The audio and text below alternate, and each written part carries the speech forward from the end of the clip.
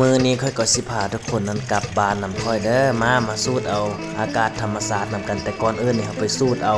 ขี้มุ่นเต็มปอดกันเบิ่งรถคันนี้กายเท่านั้นแหละรถลาก 4-5 คันนี่เนาะเข้ามาแต่อู้ยเส้นทางแล้วทุกคนเอ้ยบ่เห็นอีหยังเลยมืดตื้อๆเนาะอีต้นรถจักรที่เที่ยวไปเที่ยวมาเบิ่งดูมนโลกหมดเลย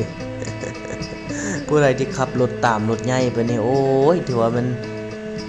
บ่สร้างชีวาอะไรทุกคนโมกหมดทั้งตัวเนาะแล้วห้านอาหารห้านเฟอห้านอะไรธุรกิจที่แบบแคมทางเนาะม่นโมโลกหมดเลยมาเดี๋ยวเราไปกันต่อเนาะลุยเดี๋ยวอันนี้ก็ทางเข้าไปบ้านค่อยเนาะแล้วก็ส่วนมายาเพิ่นก็นอนแพทย์ทุกคนเลยมาได้ระยะนึงแล้วเพิ่นก็นอนแพทย์ ค่อยก็คอยสโลขี่ไปแหละเพื่อให้เราได้นอนเนาะเรานอนประมาณก็1 ชั่วโมงนี่แหละเด้หมาของนกไก่เป็ดไก่แล่นอยู่ตามแคมทางนี่แหละจนสิเหยียบได้ทุกคนเลยเป็ดก็บ่แม่นง่ายเลยทุกคนบ่ยอมลีกรถอีกได้เวลารถไปเข้ามาบ้านทุกคนค่อยละมักทางเขตนี้หลายนะเพราะว่าเขาเจ้ายังบ่ทันเฮ็ดเรือนใหม่เลยยังเป็นเรือนแบบดั้งเดิมอยู่ยังบ่ทันมางเทื่อในเรือนก็เป็นเรือนแบบนี้แหละบ่ฮู้ว่าอีก 4-5 ปียังสิได้เห็นอีกบ่เนี่ยเข้ามาก็โอ้ยได้สูดอากาศธรรมชาติเนาะในสูตรแบบความออริจินอลความดั้งเดิมของเฮา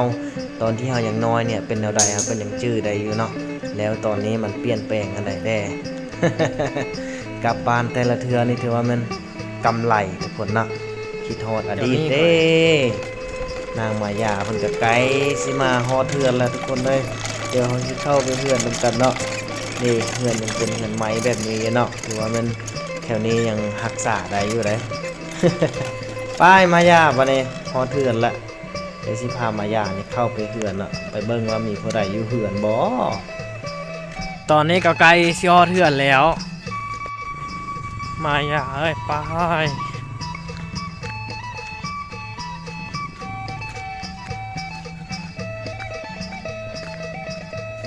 โอ้บ่มีผู้อยู่ซ้ำปลึบบ่มีผู้อยู่ซ้ำเห็นบ่ไปหน้าหมดคำโมยพระอยู่เฮือน4 โมงแล้วยังไม่เลิกเรียนมาแล้ววะเนี่ยมาอ้นเลยเนี่ยเพราะว่า 4-5 โมงต้องไปเลิกเรียนเถอะมาแล้วโมยพออยู่เฮือน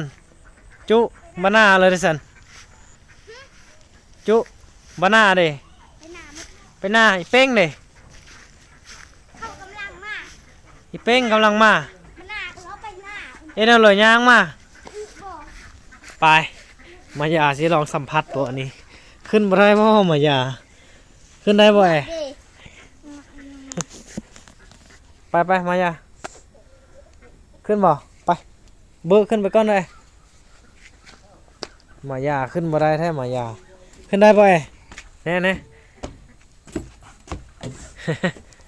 บ่เคยขึ้นขั้นได้ว่ามายา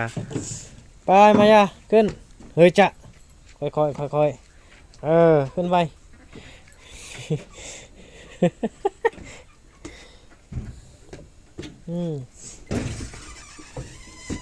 ไปปวดเกิบได้เด็กขานขึ้นไป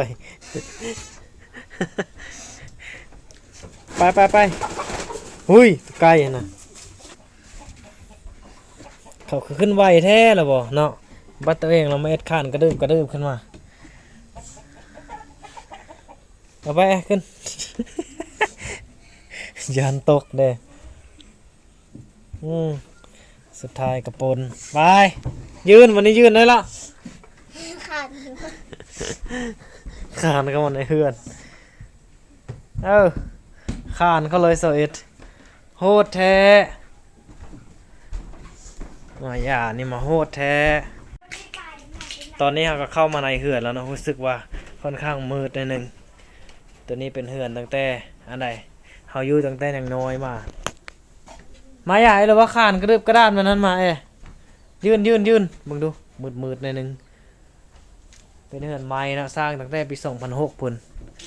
จักปีละมาตอนนี้มาน่ะ2006 2026 20 ปีแล้วนี่นะมาหยายังขานอยู่มืดแล้วนี่น้อยเดียวนึงมาหยาเนาะ แล้ว